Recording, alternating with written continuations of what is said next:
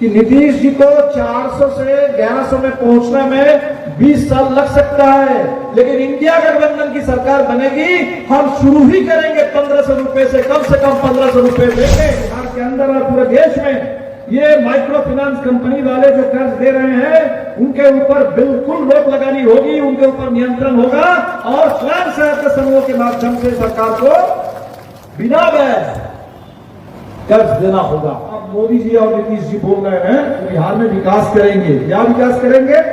हवाई अड्डा खोलेंगे, बहुत सारे हवाई अड्डे बनाएंगे। पूर्णिया में पिछले 15-20 साल से घोषणा कर रखे हैं, अभी तक नहीं बना। 9 जुलाई को पूरे देश में देश के तमाम मजदूर संगठनों ने हड़ताल का ऐलान किया है।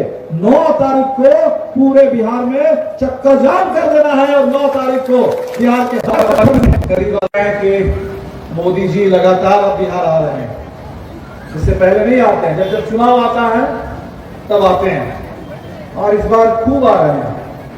पहलगांव के बाद कश्मीर नहीं गए, मधुबनी चले आए, फिर विक्रमगंज चले आए, अभी पता चला कि सिवान में भी गए थे। हो सकता है कि चुनाव आते आते आपके अरवल में अभी जाए, यहां भी हो जाता है आधा।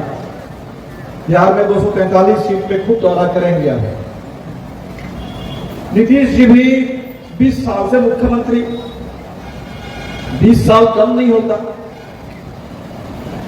और अभी चुनाव से पहले लगता है कि इससे पहले गहरी नींद में थे, अचानक लगता है कि उनकी नींद खुली है और कुछ घोषणा कर रहे हैं।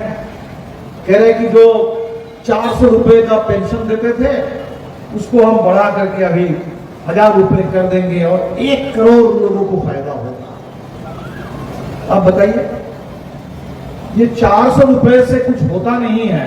400 रुपए का मतलब आज के दिन में, दिन का हिसाब लगाइए तो महीने में 400 का मतलब प्रतिदिन 15 रुपए भी नहीं है, 13 रुपए। एक कप चाय में 10 रुपए चला जाता है आजकल। तो 13 रुपए आप देते थे और अभी 20 साल बाद अचानक नींद से जाग करके कह रहे हैं कि अभी देखो हम 1 करोड़ लोगों को फायदा पहुंचाएंगे, 1000 रुपए देंगे। इसका मतलब प्रतिदिन का फिर से हिसाब लगाइए तो 35 रुपए देंगे। अभी बताइए, ये जले पर नमक छिड़कने का काम है कि नहीं है? आप इतने दिनों से, आपको 20 साल से आप इंतजार कर रहे थे कि कब चुनाव आएगा और तब जाकर के हम लोगों को कुछ पैसा देकर के कहेंगे कि देखो 1 करोड़ लोगों को फायदा पहुंचा रहे हैं। हमारे साथियों ने लगातार इस पर विधानसभा में आवाज उठाई, लगातार बाहर हमने जो हक दो वादा निभाओ आंदोलन चलाया।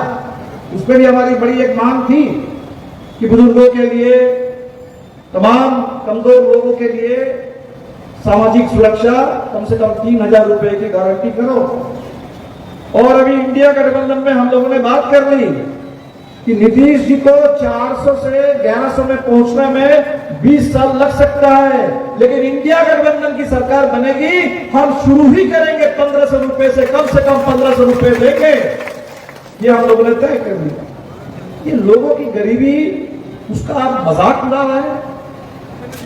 सरकार अब 20 साल से चला रहे हैं, आपको तो जवाब देना चाहिए कि भाई इतनी गरीबी क्यों है बिहार में, क्यों ऐसा है कि 1 करोड़, आप 1 करोड़ लोगों को हम 1000 रुपए देंगे। 1 करोड़ परिवार, 94 लाख से ज्यादा, करीब 1 करोड़ परिवार बिहार में 6000 से कम कमाई पर जिंदा रहते हैं, महीने में 6000 से कम। और समझ लीजिए, इसका जवाब कौन देगा? मोदी जी देंगे, नीतीश कुमार देंगे, अमित शाह देंगे, कौन देंगे? डबल इंजन की सरकार, कहता है डबल इंजन है हमारा। एक इंजन यहां है, एक इंजन दिल्ली में है और डबल इंजन लेकर के आप बिहार में करके आ रहे हैं, गड्ढे खोद रहे हैं, पूरे बिहार को गरीबी के गड्ढे में गिरा दिए हैं। तो आज पूरे नीतीश बाबू अब कह रहे हैं कि 2 लाख रुपए देने की बात थी, अब कह रहे हैं कि हम 1 मुश्त दे देंगे। अभी 1 साल पहले आपने घोषणा की थी विधानसभा में, जिस समय नीतीश जी हमारे साथ आए थे, उस दिन महागठबंधन में थे, उसी दौर में सर्वे हुआ, उसी दौर में बिहार में किस जाति की कितनी आबादी है वो पता चला, किसकी कितनी आमदनी है पता चला। उसी दौर में यह तय हुआ था कि 2-2 लाख रुपए हम देंगे। उन गरीब परिवारों को, उन महागरीब परिवारों को, गरीब नहीं मैं तो कहता हूं कि महागरीब, 6,000 से कम कमाई पर कोई आप जिंदा नहीं रह सकते।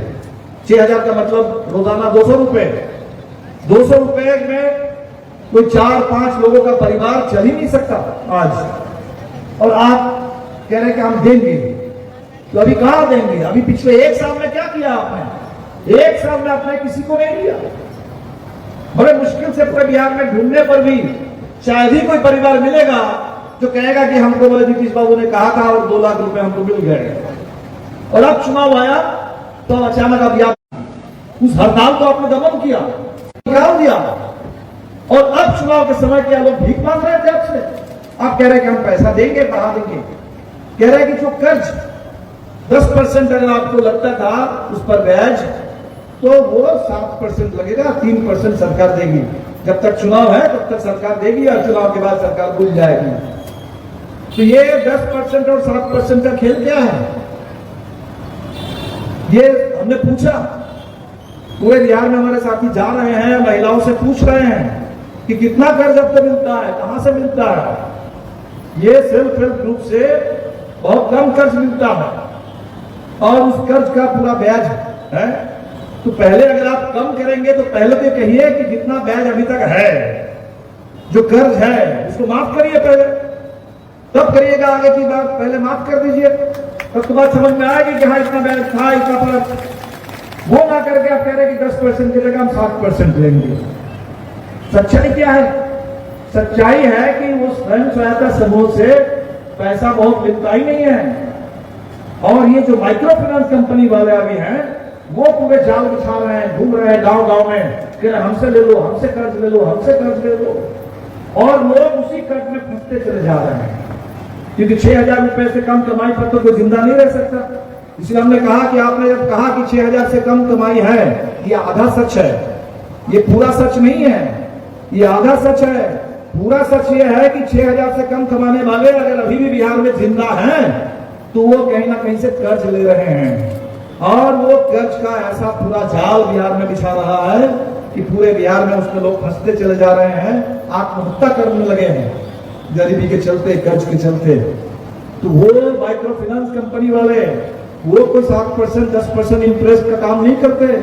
ये लोग जो ब्याज लेते हैं वो 30, 40, 50% उनके ऊपर किसी तरह का कोई लगाम नहीं है। और इसीलिए हम लोगों ने तय किया कि बिहार के अंदर और पूरे देश में ये माइक्रो फाइनेंस कंपनी वाले जो कर्ज दे रहे हैं उनके ऊपर बिल्कुल रोक लगानी होगी, उनके ऊपर नियंत्रण होगा, और स्वयं सहायता समूह के माध्यम से सरकार को बिना ब्याज कर्ज देना होगा। जितना कर्ज चाहिए उतना देना होगा। आखिर वो पैसा तो महिलाओं से आप इकट्ठा करते हैं। जो भी पैसा आपके पास है आपके खजाने में, वो किसी अदानी अंबानी का पैसा तो है नहीं। जो भी पैसा, वो डबल इंजन दिल्ली वाली सरकार हो और पटना वाली सरकार हो, जिस सरकार के पास खजाने में जितना पैसा है, समझ लीजिए कि उसका सबसे बड़ा हिस्सा देश के गरीब, देश के मजदूर, देश के किसान हमसे लिया जाता है। ये अमीर लोग, ये अदानी अंबानी, ये तो पैसा लेकर के भागने वाले लोग हैं। हिंदुस्तान से पैसा उठाते हैं, बैंक से कर्ज लेते हैं और चले जाते हैं विदेशों में। इसीलिए वो पैसा हमारा है और हमारा पैसा हमारे लिए खर्च हो, हमारे लिए काम में लगे, ये देखना जरूरी है। तो बहुत सारी बातें हैं।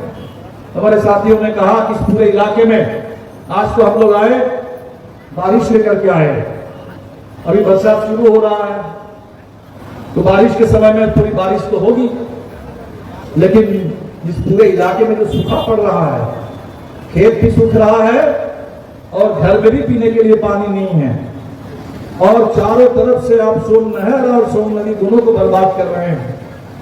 अभी राजा राम जी ने बताया कि किस तरीके से आप गड्ढे खोद रहे हैं और बच्चे मर रहे हैं।